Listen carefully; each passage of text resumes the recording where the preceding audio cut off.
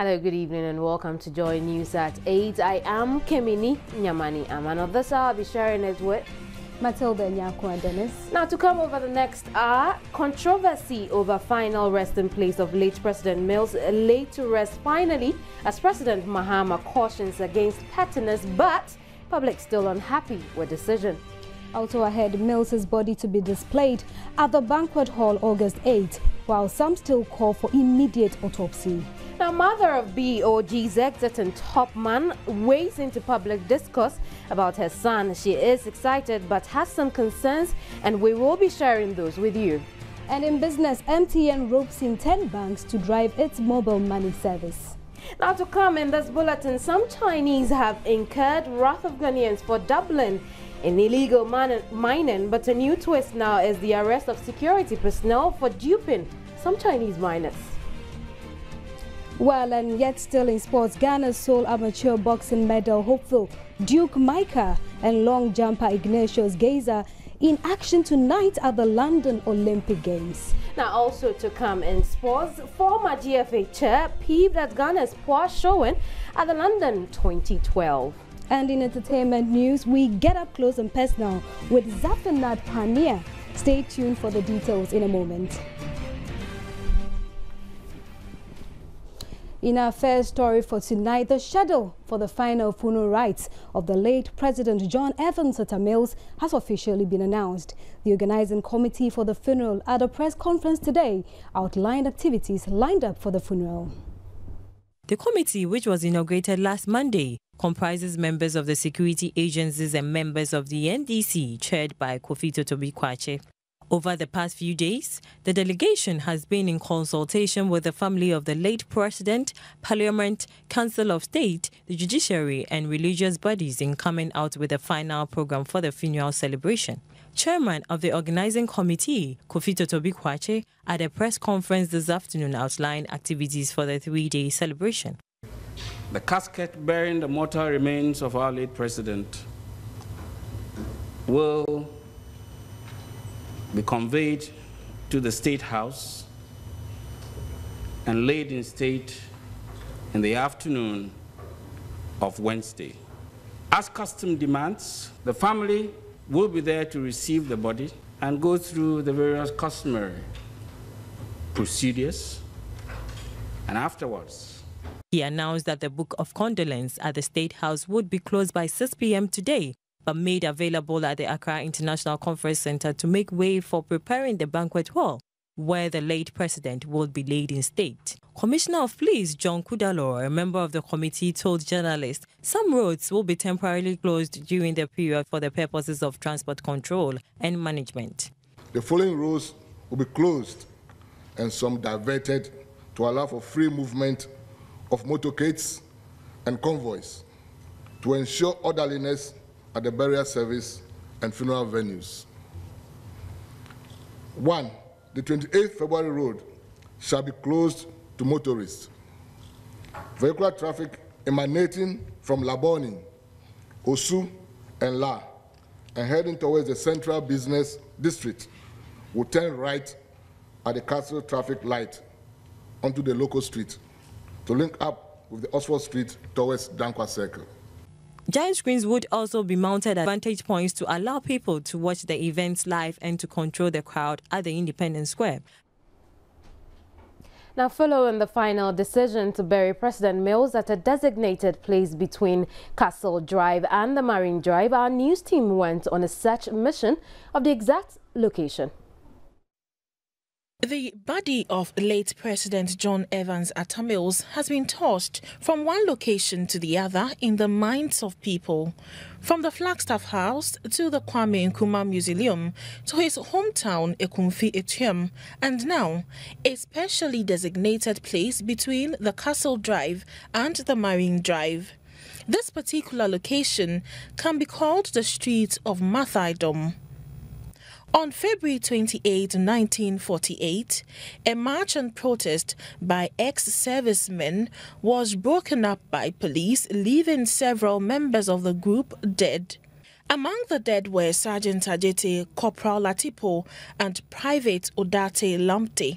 The same area where these officers died 64 years ago is where the late President Mills will be buried. This morning, when Joy News sneaked into the area, which is between the Independence Square and the Osu Castle, not much activity was going on except these men who were seen weeding along the stretch. Cleaning was ongoing in and around the Independence Square. While the main yard received vigorous cleaning, the Independence Arch and the principal streets in Accra were being whitewashed. This specially designated place between the Castle Drive and the Marine Drive would later be developed into a presidential museum. Meanwhile, a section of the public who spoke to Joy News earlier today have expressed mixed feelings about the Castle Drive and the Marine Drive burial place for President Mills. Others still hold on to the view that the late president should be taken to Ekumfi Etuam. Because of how the opposition are trying to, confuse people, it's better they bury him at the castle. Then everything will be cool. I want the government to take him to go and bury at his hometown. Why? Because it's a fancy, and they have traditional these things. So the family too are asking the late President Mills to come and bury him at his hometown. So the government is supposed to listen to them. I don't think the area around the castle is the ideal place to bury the president because of his proximity to the ocean. Right now we all know the erosion problem at Kita, and there's a similar problem at La. If in future there should be the same problem there, it means there will be the need to exhume the body and rebury it elsewhere. So personally, I feel we should find a decent and permanent resting place for our late president where he would sleep forever and there will be no need to disturb his peace. I know that a committee has been formed to look into the burial. So I think if that is accepted, then we should agree to his burial at the castle area, so that this will be developed for future use for our presidents and our top leaders. Wherever the elders decide is okay. I really don't have any issue with it. He must be sent home. It will help us portray our culture to the outside world.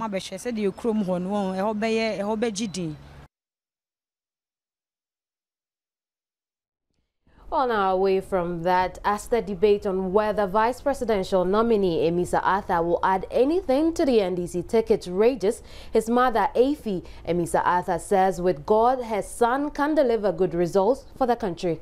She said the news of her son's nomination came as a surprise, but she's only worried about the verbally abusive nature of Ghanaian politics. She was speaking to Joy News correspondent Georgina Appiah in Cape Coast. Born in Cape Coast on the 29th of April 1951, AmissahArthurs is the first boy and third born of the family, and according to his mother, the governor has strong leadership skills. Ghana politics, so abusive, reporting unnecessary, and so at first I didn't like it at all. I was not present. But a second thought came to me that if God wants him, and he has a potential that God wants to use to benefit Ghana, what else can I do? So I have to say, pray for him, that God may give him wisdom and strength to carry on the task before. It's a heavy duty, but I can't do otherwise, so I have to give him to God. Cape Coaster Mohammed Abbas Sirina gave thumbs up to the president for nominating such a person and hoped Governor AmissahArthurs, through his able leadership, will bring development to Cape Coast and Ghana at large. Other Cape Coasters lauded President Mahama for nominating AmissahArthurs. So away from Sweet Mummy's comments, we move to Parliament, where some members of Parliament are calling for investigations into the sudden change in the base rate of a credit loan agreement from negative to positive. These concerns were raised in adopting the report of the Joint Committee on Finance on the credit agreement between Sino-African Development Company and Fidelity Bank, with government as guarantor. The 50 million Ghana cedis credit agreement has 23% plus interest rate, which in business terms means 26% base rate. Though they were happy with the construction of the constituency offices for the members of Parliament, some of them were worried about the interest rate. Dr. Anthony Akotose was concerned about the base rate of the credit agreement and suggested to the committee to deal with the situation. 3 months ago, they were giving us base rate minus. Now they come base rate plus. And I want you to take a note and start talking to them. You are doing them a favor. Government is a sovereign nation. In principle, I think we should endorse the approval of the loan, subject to the House Committee properly sitting down with the people and making sure that it is just not any other office, but it serves the purposes for which it's being done. Emmanuel Kwesi Bejra, MP for Ho West, was also worried about the cost of the unit price of the project. 213,000, which also amounts to about 1,536 per square meter. That includes furnishing. I think it is on the higher side, Madam Speaker. With this reservation, I support the motion. Papa Owusu Ankuma, MP for Sekandi, was however disappointed with the House for allowing the decision for the construction of the constituency offices to come from the executive. Whilst I agree in principle with the need for members of Parliament to be provided with constituency offices, I also disagree in principle that it looks like an initiative of the executive. Indeed, these matters must be initiated by the institution of Parliament itself, channeling it through the executive as the holder of the purse, the holder and manager of the purse of the nation. Meanwhile, the business statement for the coming week captured the funeral and burial ceremony of the late president. Members of the House are expected to file past the corpse of the late president on Wednesday when he is laid in state at the banquet hall of the State House. The Speaker, Joyce Bamford Addo, will read the tribute on behalf of Parliament at the funeral grounds.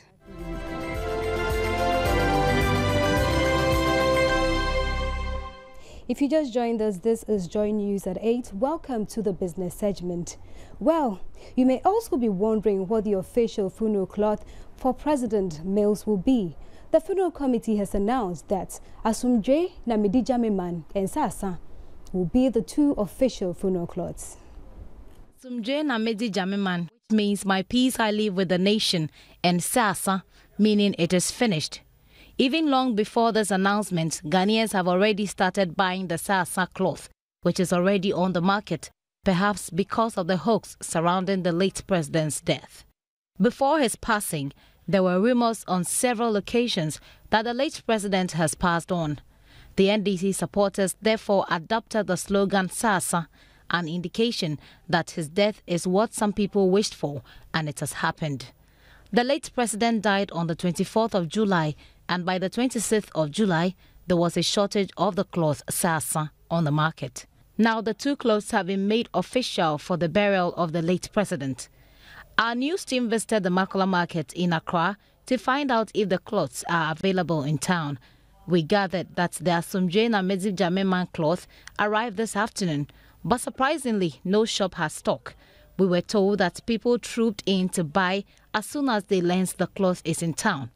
According to the cloth dealers, each cloth goes for 40 and 60 Ghana cedis for the half price. The fact that it is in limited quantity, you sell it as you choose. Yes, but we supply. So you give it the way you will be able to take your money fast. That's why 400 for the half piece. Omo to papa. Yenya de omo di ba no asa. Ye pomo. because omo pe papa no nti obia peso tobi. But there were concerns about the design of the cloth. Yeah, we are obia peso beto. Obi beka so fra we obi beka so ye politics nti. Omo pe dia flag onu ni ti dem and obia betumi ato na ye fe. Yeah, me wan say ntoma no omo ye nyina papa na ewunti komo ye ntoma no say omo yi party label no ye den efiri mu na komo ye nsa ne nyina tobi obi abisa say adentina ye di akatamasu no edi tusu we ye party members nti u ka party no ho a awasa utobi no mu se u ka party no ba u ka party no di alala ko ho. But the dealers told us a new one is to be introduced tomorrow, which has only the face of the late president and not the NDC logo. Asumdwe na Mezi Jamima Nampa. While still in business, mobile telecommunications network MTN, in partnership with 10 banks, is determined to lead Ghana to a cashless economy through its unique mobile money service. With cash increasingly becoming dangerous to carry around, the mobile money service is a more desirable choice. A roundtable discussion on making the service more effective has been organized for all stakeholders in Accra. The 10 banks partnering MTN to achieve its quest are EcoBank, Fidelity, GT, Stanbic, Zenith, Carl, Merchant, Access, United Bank for Africa, and Agricultural Development Bank. MTN Mobile Money currently has over 2 million subscribers on its platform and about 5,000 active merchant points. Its use cuts across the entire spectrum of the economy, spanning the working class, students, traders, institutions, SMEs and retailing.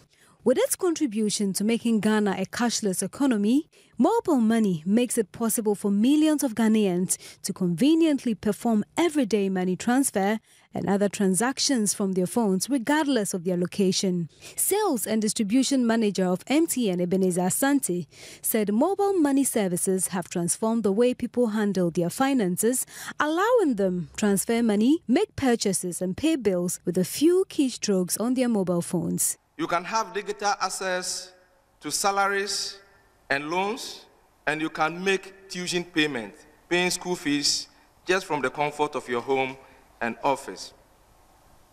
MTN Mobile Money also gives the millions of Ghanaians who, for one reason or another, are unbanked access to banking services, thus improving the banking culture of both urban and rural populations. Tens of thousands of MTN mobile phone subscribers now have e-wallets where their monies are lodged and saved. Vice President of Imani Ghana, Kofi Bento, said 80% of the informal sector have a zero tolerance for failure in business transactions, and rightly so, due to the nature of their jobs. He added, 50% of the economy are illiterate and must be carefully considered in the cashless economy revolution to make access easy for them. If we really want to deal with the people in the hinterlands, and we are going about it the way we've been about this for the past 10 years or so, based on the things that I have experienced in the past 5 years, don't think we are going to get to a truly cashless society. At best, we will end up with a cashless society for a certain segment of our population in certain particular towns. The theme for the roundtable discussions is towards building a cashless economy in Ghana, prospects, challenges, and way forward.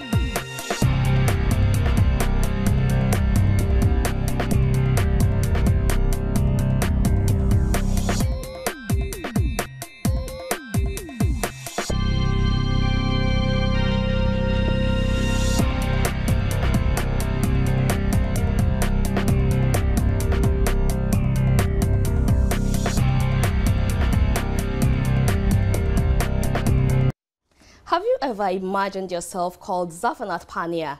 And if so, how would you feel like if whenever your name is called, your friends would respond, "Hey, Edin, you're tough"? E-News have been talking to Nicholas Omani Echampon, who likens his life story to that of Joseph in the Bible. He says, after going through certain ordeals, the Spirit of the Lord revealed to him to come up with a song titled Tzafenat Panah to tell his life story to inspire others in the Lord.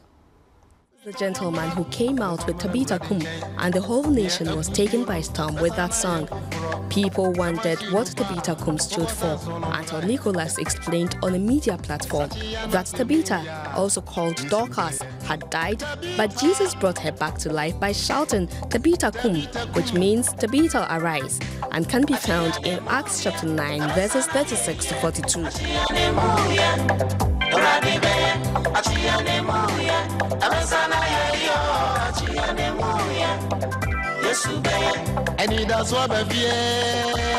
Having chalked that amazing success and fame across the entire nation, and ultimately becoming the topic of discussion at almost every social gathering, Nicholas went into a very long hibernation and was off the music scene. Problems.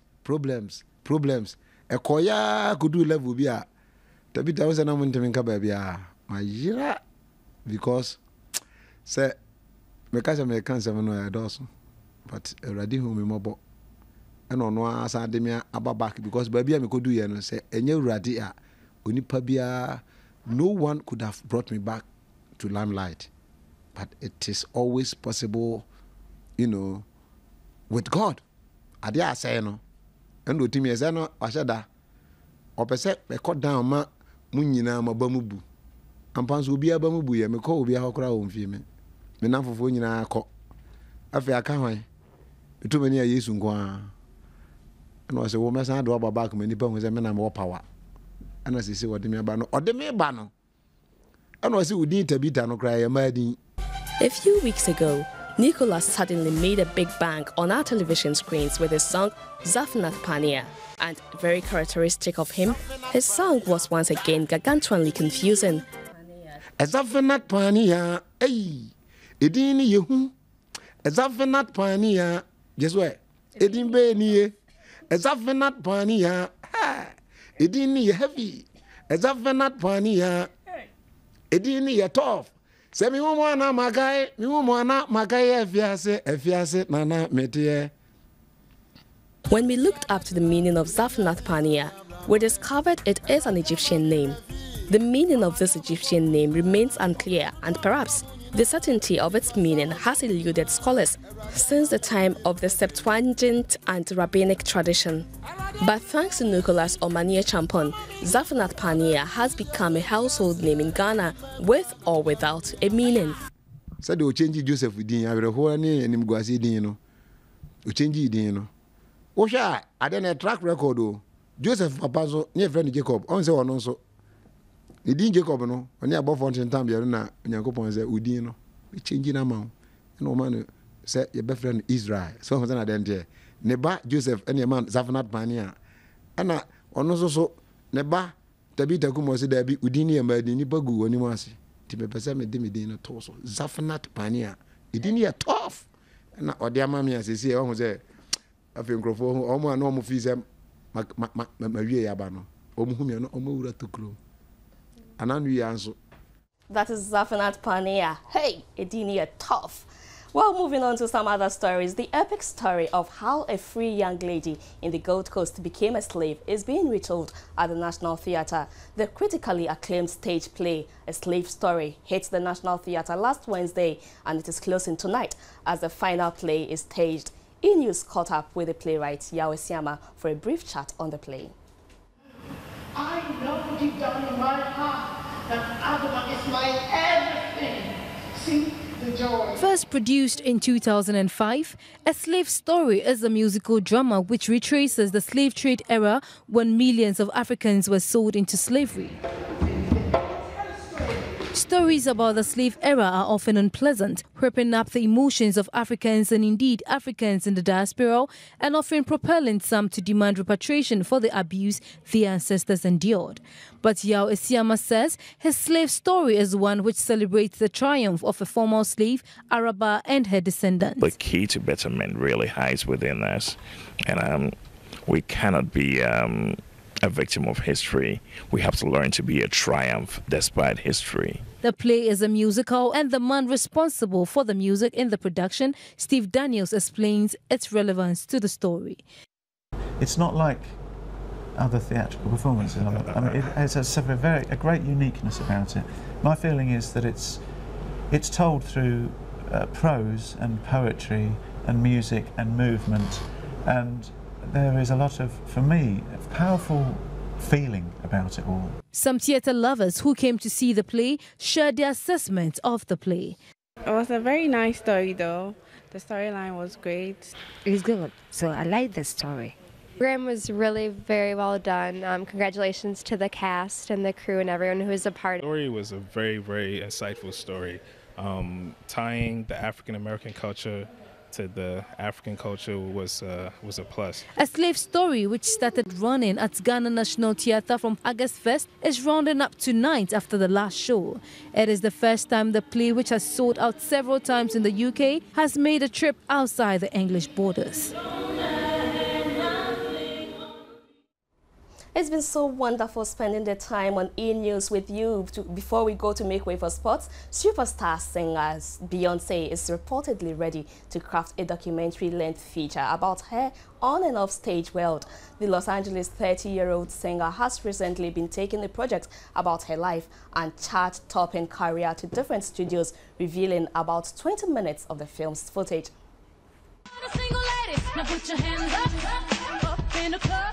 The documentary is a blend of Beyoncé's concerts and more personal interviews as it combines her music and personal study. The mom of one will star, direct and produce the project, which isn't exactly new territory for the Grammy winner. Last year, Beyoncé served as director and producer of her concert DVD Live at Roseland, which included her intimate shows at New York's Roseland Ballroom with past footage of her private life. According to Beyoncé, she has learned how to edit too, so she's likely to piece together stories that are from so many different eras and moments of her life. Girls, we run this mother. Yeah. Girls, we run this mother. Yeah. E-News was brought to you in association with Atta. Feel free.